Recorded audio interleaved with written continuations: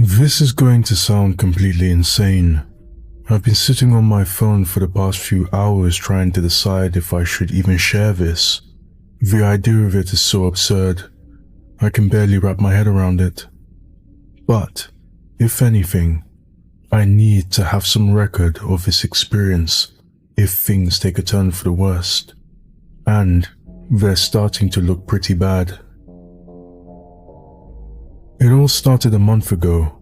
For some context, I live with my roommate in a small flat in Washington, D.C. I'm not home a whole lot because my job requires me to work upside of 70 hours a week. I came home one night after a harrowing day of work. It was pretty late, and I thought my roommate was already asleep. I was fully prepared to do my nightly routine and hop right into bed. I unlocked the door to my apartment, set my keys on the kitchen counter, and opened the fridge to scarf down some leftovers from the day prior. I turned my back from the kitchen counter for not even a minute as I rummaged through the fridge, scouring each shelf for my Tupperware container of taco meat. Upon finally finding it, I turned back around to head toward the microwave and heat it up. But something caught my eye. There were now 2 sets of keys on the kitchen counter. No, that's not right, I thought to myself.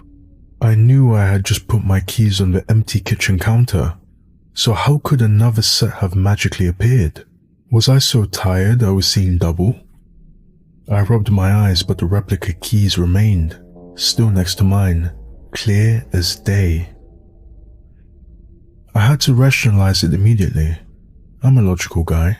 I can always find an explanation for even the most absurd phenomena. I knew I didn't have any spare keys, despite my mother's constant insistence that I made copies just in case. So how could another keychain, identical to the one I own nonetheless, materialize next to mine in an instant? I figured my roommate had crept in behind me and placed his keys on the table next to mine. I was probably so exhausted I hadn't even heard him come in. Though this explanation made the most amount of sense, upon further inspection, I realized the keys were an exact replica of mine, right down to the Charmander keychain I had since I was a teenager. There were keys on this mysterious replica that I knew for a fact my roommate couldn't have had. For instance, I saw keys to offices in the building I worked at. The keys were even positioned the same way I had set them down. It looked as if someone had copied the exact placement of my keys and pasted it directly beside them on the counter. It was utterly impossible. But again, I insist that I was not an irrational man. Not then, at least. I knew this had to be some kind of prank. My roommate and I weren't close. He was a pretty peculiar guy with interests that differed from mine. We didn't interact much besides the occasional cordial greeting, but I never would have expected him to be smart enough to play a prank like this. It was odd, even for him.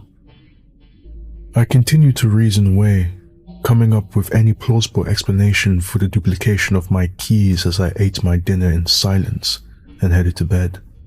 But I couldn't sleep that night. I tossed and turned and sweat through my sheets.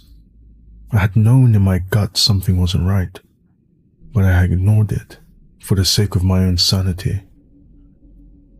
The next morning, the clone keys were gone. Only 1 pair remained on the kitchen counter. I breathed a sigh of relief, chalking up to me being so sleep-deprived that I was imagining things. Boy, was I wrong. After about 2 weeks, I had honestly almost completely forgotten about the whole incident. That was, until it happened again.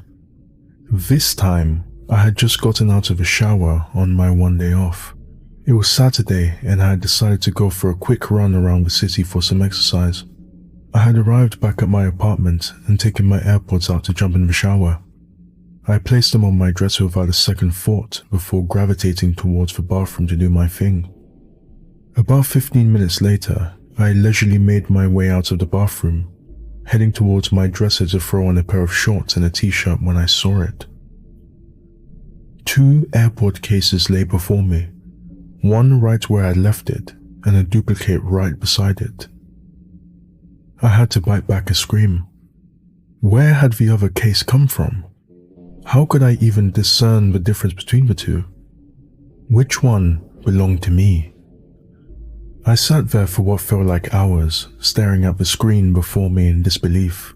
I even contemplated whether or not I was going cross-eyed. I imagined the horror of beginning to see double of singular objects. I eventually, tentatively, reached a hand out to touch one of the cases to prove this theory, but I felt it in my hand. I felt them both in my hands at the same time. That was when I decided something was seriously wrong. Now, what I did next, I can't provide an explanation for. I'm not sure what came over me. Perhaps it was sheer curiosity. Whatever it was a mistake. I had scrambled over to my bed, tearing away at the sheets and the comforter, to find my phone and ran back to the airport cases. I picked one of the cases up. At this point, I wasn't sure if I was picking up the duplicate or the original, but in hindsight, I'm assuming it was the duplicate. I stared at my phone and saw they were connected to the AirPods. I pressed play on a song I was all too familiar with, Kelly Clarkson. The music I heard coming from these AirPods, if you could even call it music, was not Kelly Clarkson's Since You've Been Gone. No, this is what I could only describe as the most demonic sounds I had ever heard in my life. It was a chorus of screams, women, children, monstrous creatures wailing in agony, and at a volume so loud, I thought my eardrums had burst. It was similar to what I had imagined the depths of hell to sound like. I nearly smacked myself outside of the head trying to rip the AirPods out of my ears. I felt all the blood leave my body as my knees buckled beneath me. I couldn't move. I couldn't react. I couldn't even scream. I had no idea what I was dealing with, but I was beginning to believe it was otherworldly. My sanity had fled me in a mere instant, and I had no idea what to do next. That evening, I contemplated checking myself into a mental hospital. The doppelganger AirPods had disappeared, but I had started to notice the clones of my belongings appearing more frequently. That same day, I had found 2 of the same ferns growing by my bedside window, and I knew I had only bought one. I tried to pour myself a glass of bourbon to calm my nerves and found 2 of the same limited edition Blood Oath Kentucky Starlight bourbon bottles right beside each other. I had gotten only one as a gift on my 25th birthday. I even went to brush my teeth that night and found a replica of my same exact toothbrush, right down to the division of the bristles and the directions they were pointing in.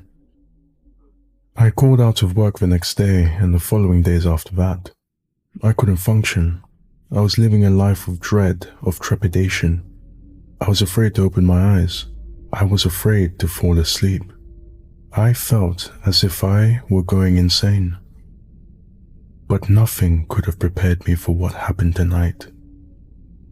I was holed up in a corner of my room, sitting at my desk, making a list of things that had duplicated themselves only to disappear in an instant. Throughout the course of a week, I had my laptop, my dresser, my picture frames, my pillows, and even my window duplicate themselves on more than one occasion. It had gotten to the point of being nearly inconvenient, if not inconceivably terrifying, specifically when my dresser had cloned itself right in front of the doorway to my bathroom.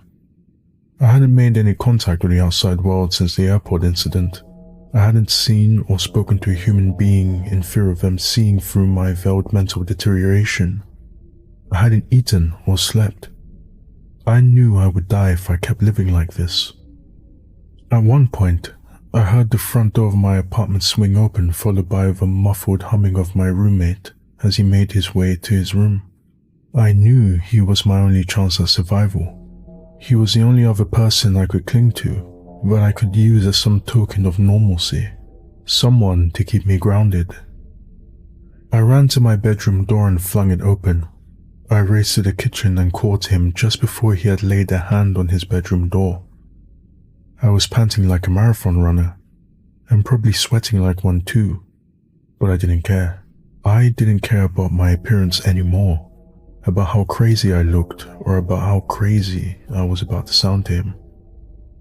I just needed someone to confide in. "Hey, man, what's going on?" he said casually as he turned his attention to my hunched over form. His tone immediately changed from cordial to genuinely concerned. "Whoa, you okay?" I gasped, struggling to get the words out. "I have to talk to you about something that's been going on here."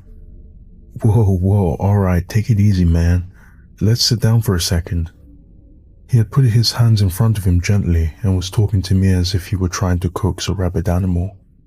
I remember thinking his calm, cool tone was particularly out of character given that, as I mentioned before, my roommate was a pretty odd guy and wasn't usually one to be great with social interactions. But at that moment in time, his level of emotional intelligence was of very little concern to me. "You have to listen to me," I tried to say, swallowing the saliva that had accumulated in my mouth. "There's something really wrong with this place. I keep seeing double." "Seeing double? Like you're too fucked up or something? Is that what you mean?" He stifled a laugh, clearly an attempt to lighten the mood, but I persisted. No, I'm not drunk. I keep seeing things appear. Objects are duplicating themselves." I knew how it sounded.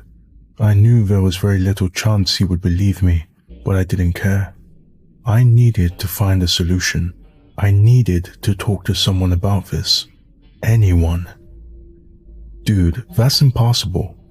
My roommate chuckled nervously. "Are you sure you're not just having some eye problems or something?" No, you're not listening to me." I was growing more and more agitated by the second. "I can feel them too. The replicated objects, they're physically there. You have to understand." Suddenly, so suddenly, I saw something from behind my roommate. From behind his form, I saw movement. I know I did. I saw a figure. It was peeking at me from inside of his open bedroom door. Though it was dark, the only source of light was coming from the kitchen, and it barely illuminated my roommate, let alone the area behind his large body. I saw it. I saw the glimmer of a black eye peeking at me from beyond him. It disappeared just as quickly as it appeared, as if it was snatched back into his room by an unseen force. I stared at my roommate with wild eyes. I pointed a shaky finger at him, ever so slowly. "Who are you?" I say, in a voice so low I almost didn't recognize it as my own. My roommate's face morphed from a concerned expression into one of sheer terror. What do you mean, man?" Silence rang in the air and the tension was sharp enough to cut through steel. I stared at my roommate for God knows how long before I glanced once more at the doorway behind him, just as the figure reappeared. I could only see half of its face, a dark black eye and the corners of a mouth, with a long, slim nose. I couldn't see a discernible expression, but I knew in my gut that I could see just enough to recognize those features. The too long nose, the high cheekbones, the shaggy, greasy hair. I knew it was him, or one of him at least. It was my roommate. All I had to see after that was the movement of its mouth as it formed one word. Run. And that's just about what did it for me. I burst into action, bolting towards the door and nearly ripping it off of its hinges as I threw myself into the hallway of our dingy apartment building. I raced down the hallway, pushing through the emergency exit doors and sprinting through the streets of DC, narrowly avoiding getting hit by a slew of cars on my way out. Yet, the entire time I could still hear them, the footsteps behind me. I didn't bother turning around. I ran for what felt like miles before finally slowing to a halt, only when the sound of footsteps behind me subsided. I ended up near a dimly lit dive bar on the wrong side of town and decided to head in for a drink because, Jesus, after that night, wouldn't you? And that takes me to where I am now, sipping on a vodka soda, sitting here typing this all out, recounting the past few weeks that have been nothing but complete chaos. I was lucky enough to have had my phone in my back pocket when the whole situation with my roommate went down. I'm surprised I didn't fly out as I ran for my life down the streets of DC. I don't know what to do. I can't call the police. I'll sound like a complete lunatic. Regardless, I know what I saw. I know there's something seriously wrong. The only upside of this night is that during the time I took to write this out, someone must have noticed how troubled I looked and ordered me another vodka soda, because now there are two sitting in front of me.